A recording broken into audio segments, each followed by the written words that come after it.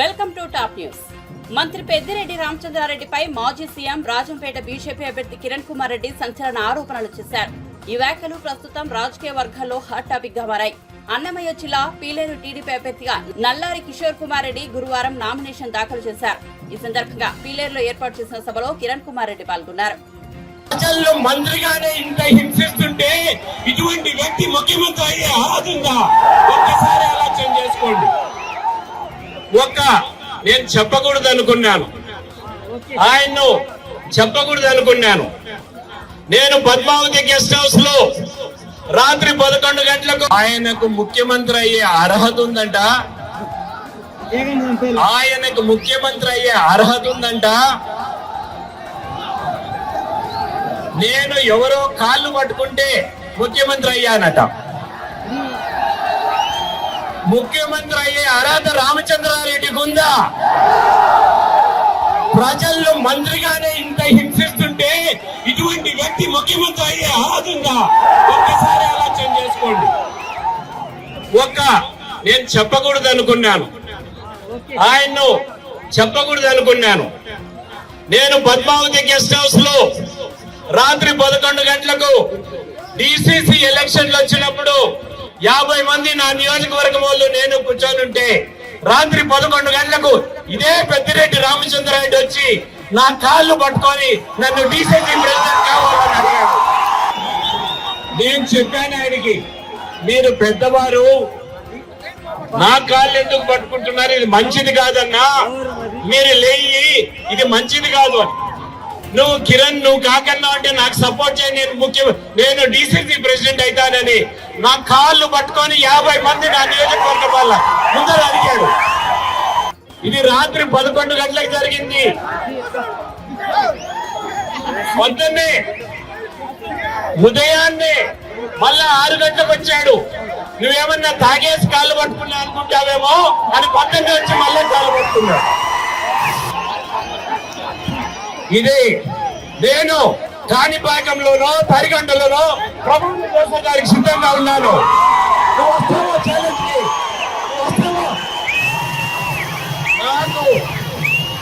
నాకు కాళ్ళు పట్టుకునే అలవాటు లేదు. నేను సగౌరవంగా అమర్నాథ్ రెడ్డి కొడుకుని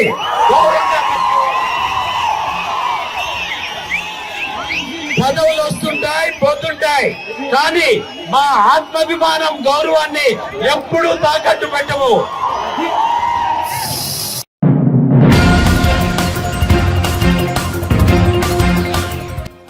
టీడీపీ జాతీయ ప్రధాన కార్యదర్శి మంగళగిరి అసెంబ్లీ అభ్యర్థి నారా లోకేష్ తరఫున ఎన్డీఏ కూటమి నేతలు నామినేషన్ దాఖలు చేశారు. భారీ ర్యాలీగా తరలి వచ్చిన కూటమి నేతలు మంగళగిరి కార్పొరేషన్ కార్యాలయంలో రిటర్నింగ్ అధికారికి 2 సెట్ల నామినేషన్ పత్రాలు సమర్పించారు. అంతకుముందు లోకేష్ నామినేషన్ పత్రాలకు టీడీపీ, జనసేన, బీజేపీ నేతలు స్థానిక ఆలయంలో పూజలు జరిపించారు. ఆపై సర్వమత ప్రార్థనలు నిర్వహించారు. అనంతరం కార్పొరేషన్ కార్యాలయం వరకు 3 పార్టీల శ్రేణులు భారీ ర్యాలీ చేపట్టాయి. లోకేష్ నామినేషన్ సందర్భంగా మంగళగిరి పట్టణంలోని రహదారి జనసంద్రంలా మారింది. స్థానిక మిద్దె సెంటర్, సీతారామస్వామి కోవెల సెంటర్ మధ్య 3 పార్టీ జెండాలతో కోలాహలం మెండంటింది. ఈ ర్యాలీలో ఎస్సీ, ఎస్టీ, మైనార్టీ వర్గాలు కథం తొక్కాయి. కాగా నారా లోకేష్ నామినేషన్ దాఖలకు తమిళనాడులోని శ్రీ రంగనాథస్వామి ఆలయ పూజారులు ముహూర్తం ఖరారు చేసినట్టు తెలుస్తోంది.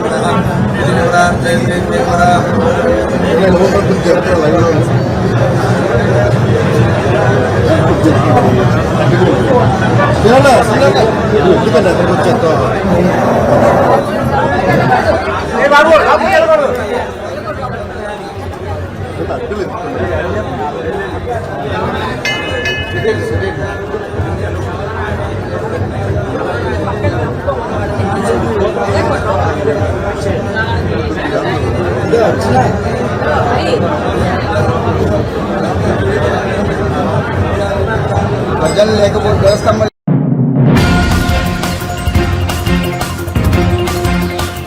రాష్ట్రంలో లిక్కర్ మాఫియా రాజ్యమేలుతోందని ఏపీపీసీసీ అధ్యక్షులు వైఎస్ షర్మిల విమర్శించారు. మద్య నిషేధం అమలు చేస్తామన్న జగన్ హామీ గంగలో కలిసిపోయిందని ఎద్దేవా చేశారు. ల్యాండ్ శాండ్ మాఫియాలు రాష్ట్రంలోని వనరులను దోచుకున్నాయని విమర్శించారు. అనంతపురం జిల్లా నార్బలలో నిర్వహించిన కాంగ్రెస్ న్యాయయాత్రలో షర్మిల మాట్లాడారు. ఎవరికి వేస్తున్నాము అని ఒక్కసారి ఆలోచన చేయండి. ఓటు వేసేది మీ భవిష్యత్తు కోసం అయి ఉండాలి. జగన్మోహన్ రెడ్డి గారు ఇదే ఊరికి వచ్చారు 5 సంవత్సరాల క్రితం మీ ఓటు అడగడానికి. ఎన్ని హామీలు ఇచ్చారు, ఎన్ని వాగ్దానాలు చెప్పారు. హార్టికల్చర్ కోసము ఇది ప్రసిద్ధి చెందిన ప్రాంతం. ఏం చెప్పారు జగన్మోహన్ రెడ్డి గారు? ఒక మార్కెట్టే ఏర్పాటు చేస్తానని చెప్పలేదా? కోల్డ్ స్టోరేజ్, వాటిని స్టోరేజ్ చేసుకోవడానికి ఒక కోల్డ్ స్టోరేజ్ కూడా ఏర్పాటు చేస్తామని చెప్పారు. అయిందా? కాలువలు విస్తరణ చేస్తామన్నారు. ఆఖరి ఆయకట్టు వరకు, చివరి ఆయకట్టు వరకు నీళ్ళు ఇస్తామని చెప్పారు. వచ్చినాయా? వచ్చినాయన్నా? మీరు పంట పండిస్తే ఆ పంటను అమ్ముకోవడానికి మద్దతు ధర, అంటే మీరు పంట పండిస్తే ఆ పంట నష్టానికి అమ్ముకోకుండా మద్దతు ధర ఇస్తానని 3,000 కోట్లతో ఒక స్థిరీకరణ నిధి ఏర్పాటు చేస్తానన్నాడు జగన్మోహన్ రెడ్డి గారు. ప్రతి సంవత్సరం అయిందా? మరి దేనికి వేయాలన్నా ఓట్లు? బిడ్డలకు ఉద్యోగాలు రాకపోతే పరిశ్రమలు తీసుకొని వస్తానన్నాడు జగన్మోహన్ రెడ్డి గారు ఇదే ఊర్లో నిలబడి. వచ్చినాయా పరిశ్రమలు? వచ్చిందన్నా? లెదర్ పార్క్ తెరిపిస్తామన్నారు. వచ్చిందా? ఏం మిగిలింది? చిప్ప. స్పెషల్ స్టేటస్ అంటే ఏంటో తెలుసా అమ్మా? ప్రత్యేక హోదా అంటే ఏంటో తెలుసా? ట్యాక్స్ బెనిఫిట్స్ ఎన్ని ఉంటాయంటే ఒక్కొక్క నియోజకవర్గానికి ఒక 100 పరిశ్రమలు వస్తాయి. ఎంత అభివృద్ధి జరుగుతుంది, ఎన్ని ఉద్యోగాలు వస్తాయి. మనం కనీసం తలెత్తుకొని చూపడానికి ఇదిగో మా రాజధాని అని చెప్పుకోవడానికి ఒక రాజధాని కూడా లేదు మనకు. జగన్మోహన్ రెడ్డి గారేమో 1 కాదు 3 అన్నారు. 3 రాజధానిలో కనీసం ఒకటైనా అయిందా? జగన్మోహన్ రెడ్డి గారు బీజేపీ పార్టీకి తొత్తు. జగన్మోహన్ రెడ్డి గారు ముఖ్యమంత్రి అయ్యాక ఒక్కసారంటే ఒక్కసారైనా ప్రత్యేక హోదా కోసం ఒక్క నిజమైన ఉద్యమమైనా చేశాడా జగన్మోహన్ రెడ్డి గారు? మరి ఎందుకు ఓట్లేయాలి? కనీసం రైతులకు మద్దతు ధర ఉందా అన్నా? రాజశేఖర రెడ్డి గారి హయాంలో రైతులను నెత్తిన పెట్టుకున్నాడు రాజశేఖర రెడ్డి గారు. కనీసం ఇప్పుడు డ్రిప్ వేసుకుందామంటే డ్రిప్ సబ్సిడీ అయినా ఉందా? యంత్రాల మీద సబ్సిడీ ఉందా? మద్దతు ధర ఉందా? పంట నష్టపోతే పంట నష్టపరిహారం ఉందా? వీళ్ళ రాజశేఖర రెడ్డి గారి ఆశయాలను నిలబెట్టేది. అలాంటిది జగన్మోహన్ రెడ్డి గారు ఏం చెప్పారు? పూర్తి మద్యపాన నిషేధం చేస్తానని చెప్పలేదా జగన్మోహన్ రెడ్డి గారు? అయిందా పూర్తి మద్యపాన నిషేధం? అయిందా? పూర్తి మద్యపాన నిషేధం కాలేదు కదా. ఇప్పుడు సర్కారే జగన్మోహన్ రెడ్డి గారే మద్యం అమ్ముతున్నారు కదా, వాళ్ళు అమ్మిందే కొనాలి, ఎంతకు అమ్ముతే అంతకే కొనాలి. ఇది ఎక్కడి న్యాయమని అడుగుతున్నాం. పక్క రాష్ట్రాలలోగా అన్ని బ్రాండ్లు ఇక్కడ లేవట కదా. భూమట, స్పెషల్ స్టేటస్ అట, క్యాపిటల్ అట, డిఎస్సి అట. అయ్యా జగన్మోహన్ రెడ్డి గారు వాగ్దానాలన్నీ ఎక్కడ నిలబెట్టుకున్నారయ్యా అంటే అదిగో లిక్కర్ షాపులు అన్ని నిలబెట్టుకున్నారన్నట్టుగా ఉంది. ఒక్క హెల్త్ చెకప్ లేదు, ఓన్లీ క్యాష్ అట కదా. ఎక్కడ డిజిటల్ పేమెంట్స్ లేవు. అంటే స్టేట్ ట్యాక్స్ ఎంత, డిజిటల్ సెంట్రల్ ట్యాక్స్ ఎంత ఎవడైనా పట్టించుకుంటున్నాడా? ఒక ఆడిట్ లేదు, ఒక పాడు లేదు, ఒక పద్ధతి లేదు. ఆర్టీసీ అయితే 5 సార్లు పెంచారు, ఎలక్ట్రిసిటీ అయితే 7 సార్లు పెంచారు. గ్యాస్ ధర, పెట్రోల్, డీజిల్, ఏదైనా చక్కెర, నూనె ఏదైనా ఆకాశాన్ని అంటుతున్నాయి. ఏం చెప్తున్నారు? మేము బటన్ నొక్కుతున్నాం అంటున్నారే. బటన్ నొక్కితే మీరు ఇచ్చేదెంత, మీరు ప్రజల నుంచి తీసుకుంటున్నదెంత? ఒక చేత్తోనేమో మట్టి చెంబు ఇస్తున్నారు, ఇంకో చేత్తోనేమో వెండి చెంబు తీసుకుంటున్నారు.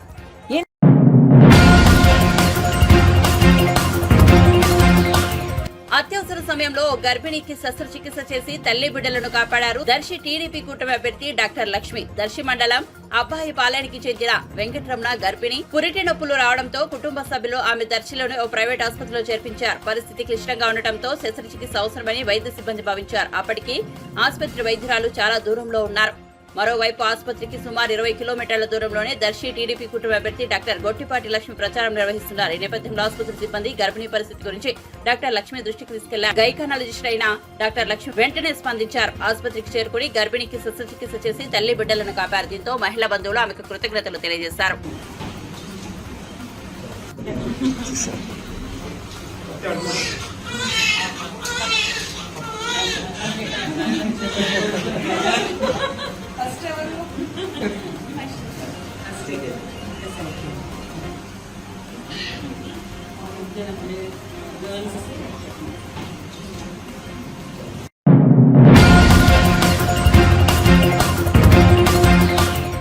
టీడీపీ అధినేత చంద్రబాబు, జనసేన పార్టీ అధ్యక్షుడు పవన్ కళ్యాణ్ కృష్ణా జిల్లా పెడనలో ప్రజాగలం సభకు హాజరై స్థానిక ఎమ్మెల్యే మంత్రి జోగి రమేష్ పై పరోక్ష వ్యాఖ్యలతో విరుచుకుపడ్డారు. ఈ నేపథ్యంలో మంత్రి జోగి రమేష్ మీడియా సమావేశం నిర్వహించారు. తనను పెడన సీటు నుంచి పెనమలూరుకు బదిలీ చేయడంపై చంద్రబాబు పవన్ చేసిన వ్యాఖ్యల పట్ల మండిపడ్డారు. చంద్రబాబు పెడనలో నోటికొచ్చినట్లు మాట్లాడారని ఆగ్రహం వ్యక్తం చేశారు. చంద్రబాబు సొంత నియోజకవర్గం చంద్రగిరి కానీ చంద్రగిరి నుంచి కుప్పం పారిపోయాడని అన్నారు. ఈసారి ఎన్నికల్లో ఓడిపోతే హైదరాబాద్ పారిపోతారని ఎద్దేవా చేశారు. దుర్మార్గులారా, మీరు ఇష్టం వచ్చినట్టు అది బంగాళాఖాతం ఏంది గెలిపేది? మీకు బొందా? రేపు రిజల్ట్స్ తర్వాత మిమ్మల్ని ఎక్కడ కలుపుతారు చూడండి జనం. అసలు రిజల్ట్స్ తర్వాత తెలుగుదేశం పార్టీ ఉండదు, చంద్రబాబు నాయుడు ఉండదు, అడ్రస్ గల్లంతే. ఈ పవన్ కళ్యాణ్ ఉండదు, జనసేన పార్టీ ఉండదు. మొత్తం కూడా సాపాదిని చదువుకొని హైదరాబాద్ దుకాణం, కేర్ ఆఫ్ హైదరాబాద్. ఈ 2 పార్టీల అడ్రస్ గల్లందు కాబోతా ఉన్నాయి. ఈ 2 లీడర్లు కూడా కుప్పంలో చంద్రబాబు నాయుడు, పిఠాపురంలో పవన్ కళ్యాణ్, ఇద్దరు కూడా అక్కడేమో సైకిల్ కూలిపోతుంది, ఇక్కడేమో గ్లాస్ పగిలిపోతుంది. ఈరోజు ఒకటే చెప్తా ఉన్నాం, మనసు పెట్టాడు, ప్రజల మనసులు గెలుచుకున్నాడు. 3648 కిలోమీటర్ల సుదీర్ఘ పాదయాత్ర. ఆ పాదయాత్రలో ప్రజల సంకల్పం, ఆ సంకల్పమే మేనిఫెస్టో. ఆ మేనిఫెస్టోనే ప్రజల గడపకు చేరింది. ప్రజల గడపకు చేరింది కాబట్టి ప్రతి గుండెలో జగన్ అన్న ఉన్నాడు. కాబట్టి ఈరోజు జనం మొత్తం జగనన్న. ఫ్యాను గుర్తు. చంద్రబాబు నాయుడు పతనం అయిపోబోతా ఉన్నాడు. నేను ఒకటే చెప్తా ఉన్నాను, తెలుగుదేశం పార్టీలో ఉన్న నాయకులకు చెప్తా ఉన్నా, తెలుగుదేశం పార్టీ క్యాడర్ కూడా చెప్తా ఉన్నా, చంద్రబాబు నాయుడిని నమ్ముకుంటే నట్టేట మునిగిపోతారు. ఇప్పటికైనా చాలామంది తెలుసుకొని మా వైపు వచ్చేసారు. మొత్తం ఇటు పక్కన జనసేన ఖాళీ అయిపోయింది, ఇటు పక్కన తెలుగుదేశం ఖాళీ అయిపోతుంది. మిగిలిన వాళ్ళకి కూడా చెప్తా ఉన్నా, జగనన్న వెంట నడవండి, వైఎస్ఆర్ కాంగ్రెస్ పార్టీ జెండా పట్టుకోండి, ప్రజల సంక్షేమానికి పాటుపడండి. మిమ్మల్ని కూడా లీడర్లుగా గుర్తిస్తాం, మీ ద్వారా పనులు చేపిస్తాం. తెలుగుదేశం పార్టీ నాయకులారా కదిలి రండి, జగనన్నకు జట్టుకడు. ఈ రోజున ఎందుకు మీకు కొన్ని వర్గాల వాళ్ళు అంటున్నారు చంద్రబాబు నాయుడు మామ. ఎందుకు ఈరోజు జగనన్న పార్టీ చూడలేదే, కులం చూడలేదే, మతం చూడలేదే, ఆఖరికి అగ్రవర్ణాల్లో ఉన్న పేదలందరూ కూడా మొత్తం రైతు భరోసాతో లబ్ధి పొందారు, ఇన్పుట్ సబ్సిడీలో లబ్ధి పొందారు, లక్షలాది రూపాయలు మీ ఇళ్లకు చేరినాయి. ఇప్పుడన్నా చంద్రబాబు నాయుడు 14 సంవత్సరాల ముఖ్యమంత్రిగా ఉన్నప్పుడు మీ ఇళ్ళకి ఇచ్చాడు రాబు. వినండి, మా మాట వినండి, రండి. చంద్రబాబు నమ్మొద్దు, మోసకారి. తెలుసు కదా మీకు కూడా. తెలుగుదేశం పార్టీ పెట్టిన అధ్యక్షుడు ఎన్టీ రామారావు గారు మీ నాయకుడిని పైకి పంపించేసిన గనుడిని మీరెట్టా నమ్ముతారు? ఇప్పటికైనా మారండి. ఆ ఉన్న కొద్ది మంది అయినా మారేసి చంద్రబాబు నాయుడిని పనికి రాడు అని చెప్పేసి చాలామంది బయటకు వచ్చేసారు. మిగిలిన వాళ్ళు కూడా బయటికి రమ్మని చెప్పేసి చెప్తూ, అదేవిధంగా జూనియర్ ఎన్టీ రామారావుని కూడా పొడి చేశాడు. పాపం అతను కూడా అతని సినిమాలు ఆడనీయకుండా చేశాడు, అతని సినిమాలకు వెళ్ళవద్దని చెప్పాడు. పెద్ద ఎన్టీ రామారావు గారి అభిమానులు కానీ, జూనియర్ ఎన్టీఆర్ అభిమానులు కానీ ఎవరు కూడా చంద్రబాబుని నమ్మరు. తెలుగుదేశం పార్టీని, చంద్రబాబు నాయుడిని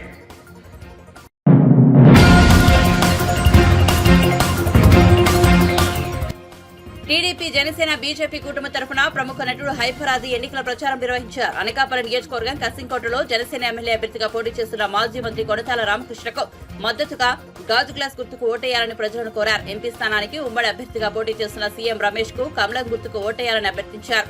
దుకాణాలు, పలు కాలనీలో ఇంటింటి ప్రచారం నిర్వహించారు. అయ్యో మా అన్నయ్యకే ఓటించాలి బాగా సపోర్ట్ చేసి అన్నయ్యని అక్కడ నిల్చోబెట్టాలి. అదే కష్టపడతాం మీరు కూడా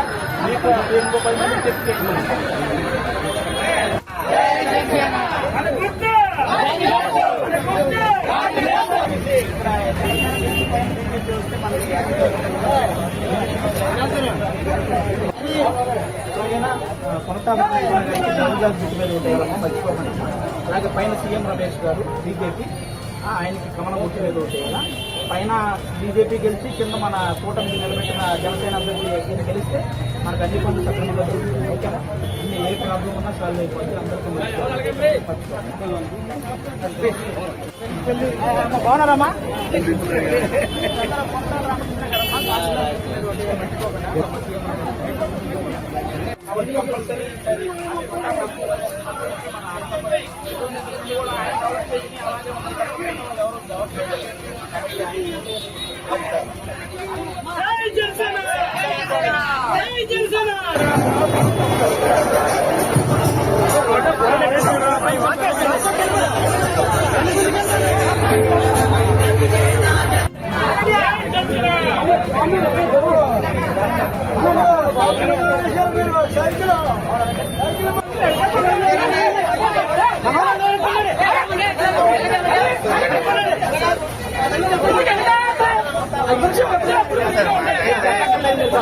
వంద రాంగ్ గెలిపించిన మినిస్టర్ మీరు రావాలి, మళ్ళీ కంపల్సరీ రావాలి.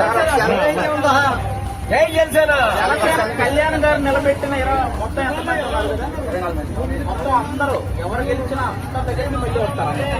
గెలిచిన ప్రతి ఒక్కరి దగ్గర ఈసారి మ్యాక్సిమం అందరూ గెలుస్తున్నారు. ఎందుకంటే పవన్ కళ్యాణ్ గారు 10 సంవత్సరాల నుంచి ఆయన పడ్డ కష్టం మనందరికీ అంటే ఇంకా అందులో డౌట్ లేదు.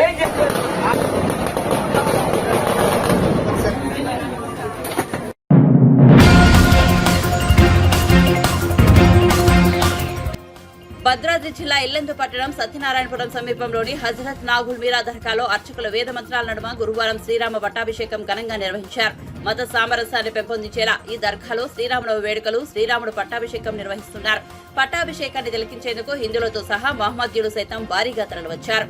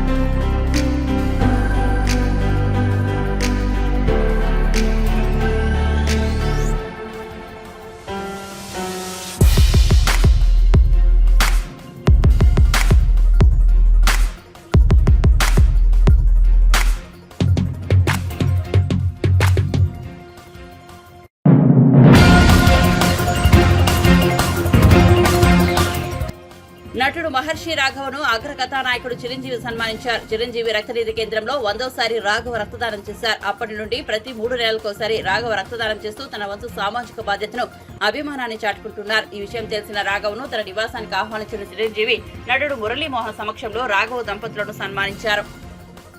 చారిటబుల్ ట్రస్ట్ ఆ బ్లడ్ బ్యాంక్లో రక్తం దానం ఇవ్వడం జరిగింది.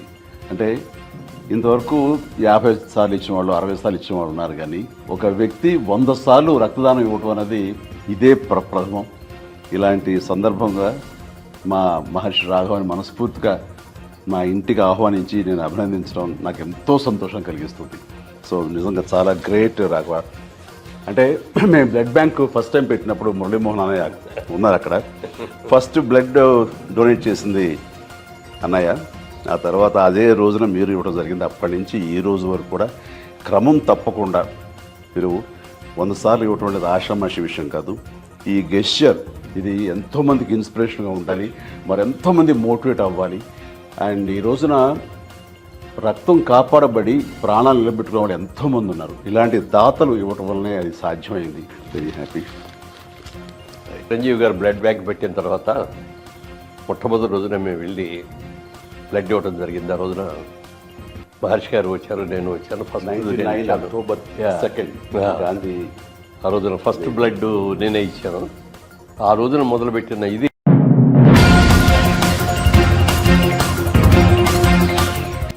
సీఎం జగన్ చేపట్టిన మేమంతా సిద్ధం బస్సు యాత్ర జనం లేక వెలవెలబోయింది. తూర్పు గోదావరి జిల్లా పెరవలిలో సీఎం బస్సు యాత్ర కొనసాగిస్తున్నారు. కాగా ప్రజల నుంచి స్పందన లేకపోవడంతో సీఎం జగన్ కాన్వాయ్ వెళ్తూ ఇలా కనిపించారు.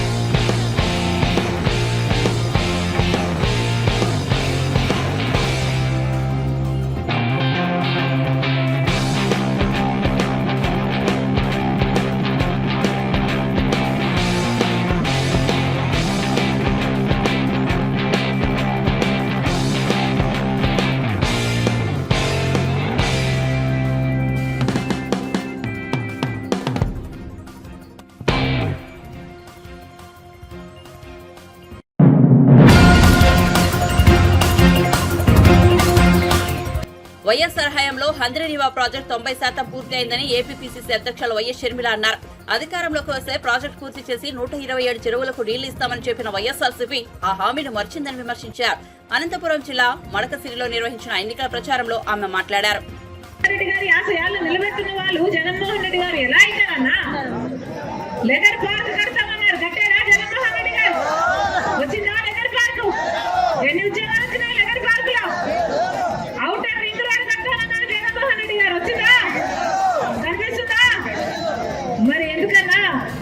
నమ్మి ఓట్లేస్తే ఒక్క మాట కూడా నిలబెట్టుకోకపోతే మరి జగన్మోహన్ రెడ్డి గారికి మళ్ళీ మళ్ళీ ఎందుకు ఓట్లేయాలి? పులి సింహం అని చెప్పుకుంటున్న వాళ్ళు బీజేపీని చూస్తే పిల్లుల్లా తయారయ్యారు. వీళ్ళ రాజశేఖర రెడ్డి గారి వారసులు. ఎలక్షన్లు వచ్చాయి, ఓట్లు వేసే సమయం వచ్చింది. అందుకే చెప్తున్నాం, ఆలోచన చేసి ఓటు వేయండి. మీ డబ్బులే మీ చేతుల్లో పెడుతున్నారు, మంచిదే. కానీ ఓటు మాత్రం ఎవరికి వేస్తున్నామని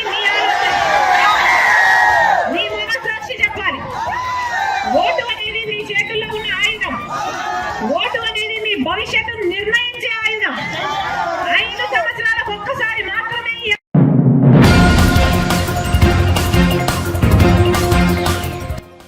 మెగాస్టార్ చిరంజీవితో రష్యా రాజధాని మాస్కో ప్రభుత్వ ప్రతినిధులు ప్రత్యేకంగా సమావేశమయ్యారు. జూబ్లీహిల్స్ లోని తన నివాసంలో వారితో చిరంజీవి భేటీ అయ్యారు. ఇరు దేశాల్లో సినీ పరిశ్రమ అభివృద్ధి, సృజనాత్మక రంగాల్లో ప్రోత్సాహాలపై పరస్పరం చర్చించుకున్నారు. రష్యాలో తెలుగు సినిమా చిత్రీకరణలను ప్రోత్సహించేందుకు సిద్ధంగా ఉన్నామని, 2 పరిశ్రమల మధ్య సృజనాత్మక సహకారం అవసరమని మాస్కో సాంస్కృతిక మంత్రిత్వ శాఖ ప్రతినిధులు, సినీ రంగ సలహాదారులు జులియా గోల్బెవా, ఎకటేరియా ఝాడే చిరంజీవికి వివరించారు.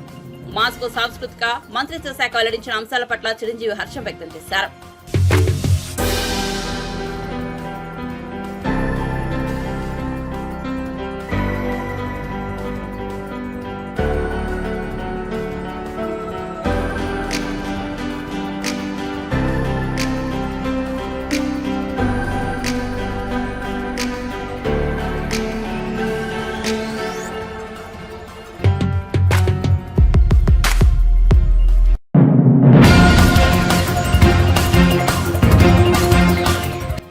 శ్రీరాముడి పట్టాభిషేకానికి హాజరైన తెలంగాణ గవర్నర్ రాధాకృష్ణన్ ముందుగా ఆలయాన్ని దర్శించుకున్నారు. వేద పండితులు గవర్నర్ కు స్వాగతం పలికి శ్రీరాముడి దర్శన ఏర్పాట్లు చేశారు. అనంతరం తీర్థ ప్రసాదాలు సహా వేద ఆశీర్వచనం అందించారు. భారతీయుల గుండెల్లో రాముడు ఎల్లప్పుడూ ఉంటారని ఈ సందర్భంగా గవర్నర్ అన్నారు.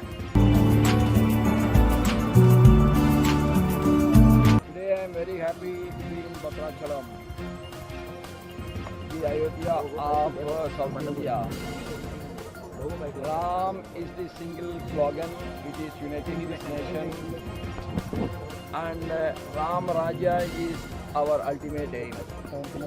Ram Rajya means nobody should disturb the others, the culprit should be punished, the good people's interests should be protected. Everywhere there must be happiness. Our families must be united more. There must be peace in the family, there must be peace in the state, there must be peace in the country. Prosperity everywhere, people help others, they don't harm others. That is Ram Rajya, our prayers are for creating a Ram Rajya in India.